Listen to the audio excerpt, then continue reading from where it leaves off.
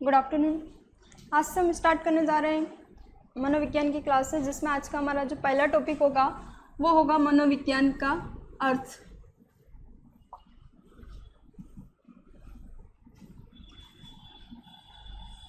मनोविज्ञान इंग्लिश में लिखूँ तो साइकोलॉजी।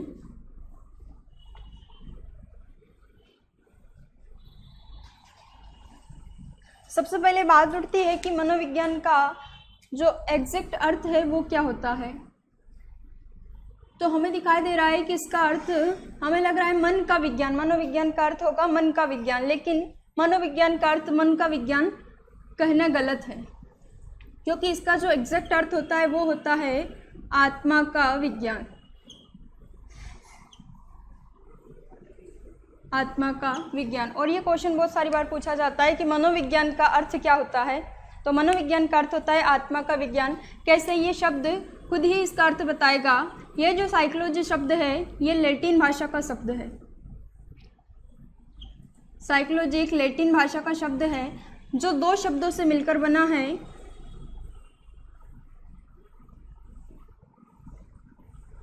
Psyche plus logos.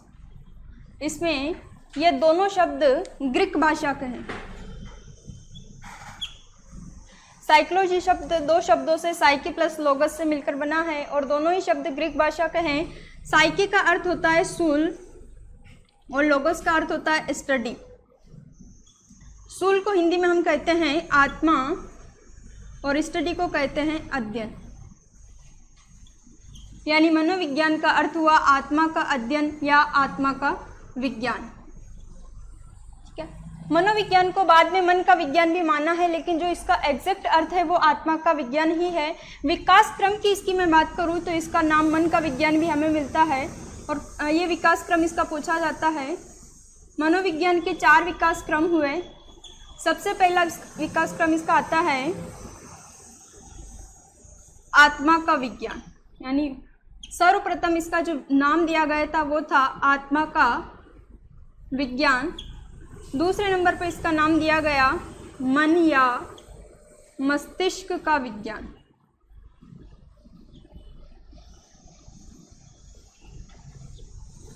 तीसरे नंबर पर इसका नाम दिया गया चेतना का विज्ञान।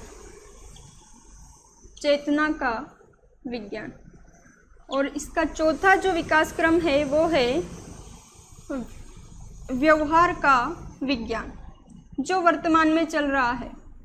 यानी साइकोलॉजी के या मनोविज्ञान के 4 विकास क्रम हुए। सर्वप्रथम इसका विकास क्रम का नाम है आत्मा का विज्ञान, जो इसका एग्जैक्ट अर्थ भी है। दूसरे नंबर पर आया मन या मस्तिष्क का विज्ञान। तीसरे नंबर पर आया चेतना का विज्ञान और चौथा जो इसका विकास क्रम है वो है व्यवहार का विज्ञान, जो वर्तमान में चल भी रहा है। अब बात ये उठती है कि इसके 4 नाम रखने की क्यों ज़रूरत पड़ी। सबसे पहले इसका नाम रखा गया आत्मा का विज्ञान। आत्मा के विज्ञान को मानने वालों में से सबसे पहला था अरस्तु, एक था प्लेटो और एक था डेकार्टे। अरस्तु, प्लेटो और डेकार्टे, इन 3 मनोवैज्ञानिकों ने माना कि मनोविज्ञान आत्मा का विज्ञान है। ठीक है।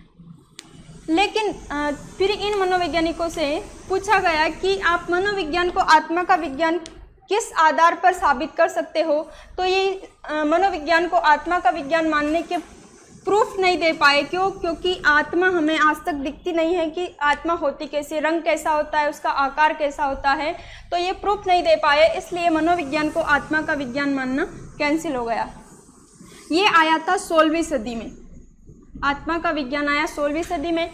इसके जस्ट बाद आया 17वीं सदी में मन या मस्तिष्क का विज्ञान। इसको देने वाले के नाम हैं पेम्पोलोजी,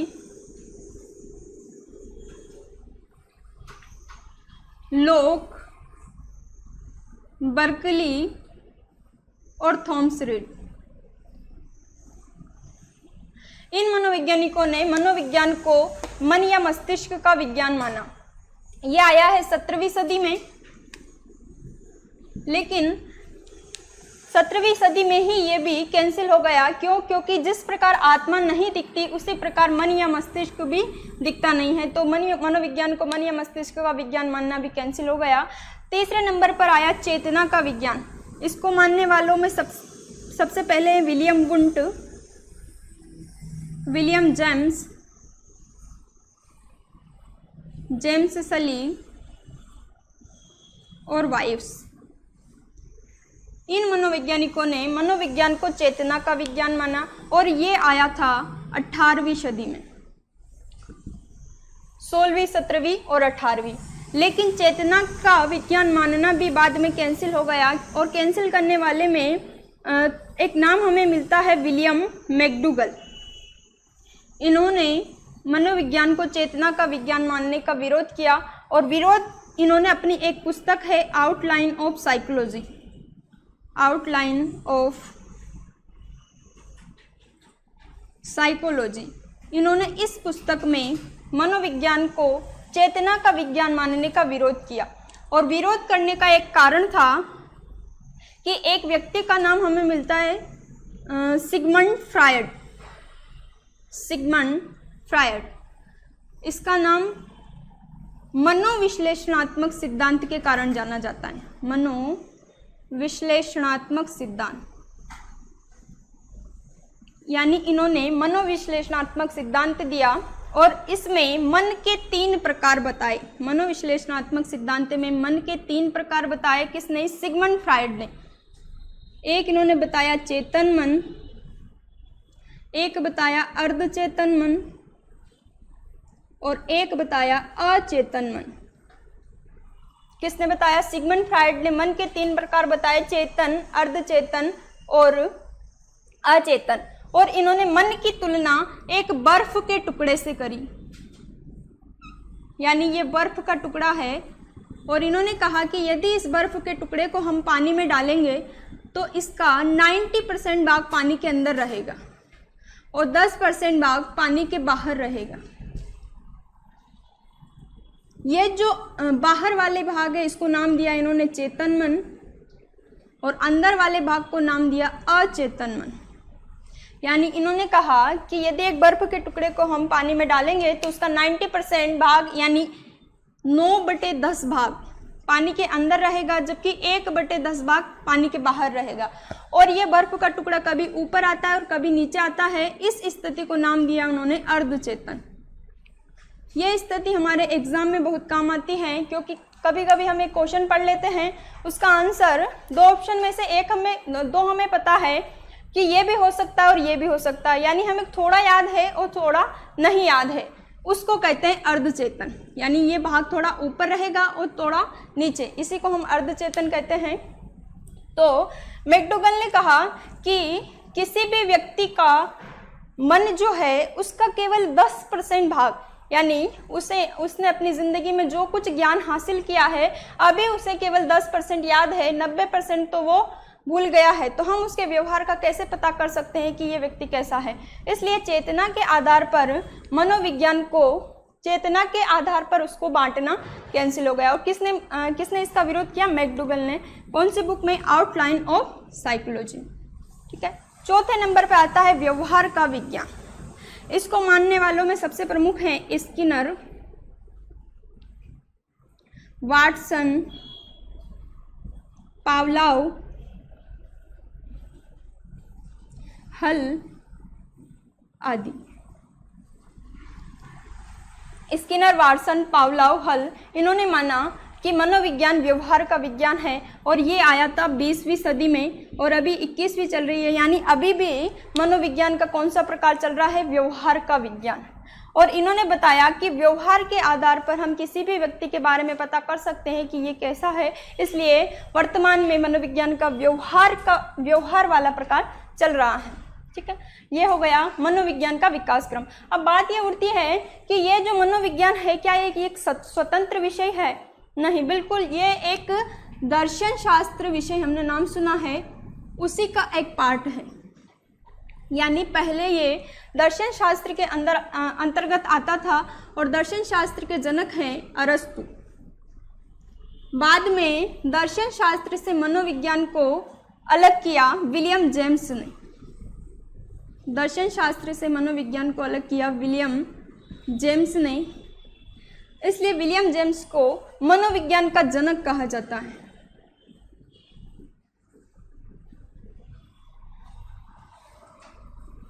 ये किया था इन्होंने 1890 में।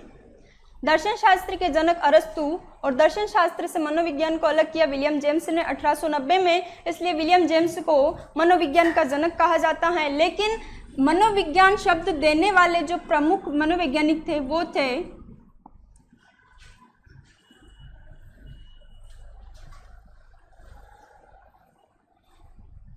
रुडोल्फ गोएक्ली। रुडोल्फ गोएक्ली ने मनोविज्ञान शब्द दिया, ये दिया था इन्होंने 1590 में। रुडोल्फ गोएक्ली ने मनोविज्ञान शब्द दिया 1590 में, जबकि मनोविज्ञान के जन्म है विलियम जेम्स। ठीक है, अब बाद में प्रश्न किया गया कि ये मनोविज्ञान को दर्शन शास्त्र से अलग क्यों किया गया, तो इसका एक कारण बताया गया है, बच्चों के मन को जानने के लिए, बच्चों का अध्ययन करने के लिए। तो ये जो विषय है बच्चों का अध्ययन करने के लिए बनाया गया। तो सबसे पहले इसका जो अध्ययन हुआ था वो हुआ था जर्मनी के लिप्जिंग शहर में 1879 में। यानी मैं कहूँ कि मनोविज्ञान की प्रथम प्रयोगशाला स्थापित हुई थी। मनोविज्ञान की प्रथम प्रयोगशाला वो हुई थी जर्मनी के लिप्जिंग शहर में 1879 में, और ये प्रयोगशाला करने वाले मनोवैज्ञानिक थे विलियम वुंट। 1879 में मनोविज्ञान की प्रथम प्रयोगशाला स्थापित हुई थी जर्मनी के लिप्जिंग शहर में, और ये स्थापित की थी विलियम वुंट ने। ठीक है, विलियम वुंट की एक बहुत ही प्रसिद्ध पुस्तक है जिसका नाम पूछा जाता है principle of psychology. Principle of psychology.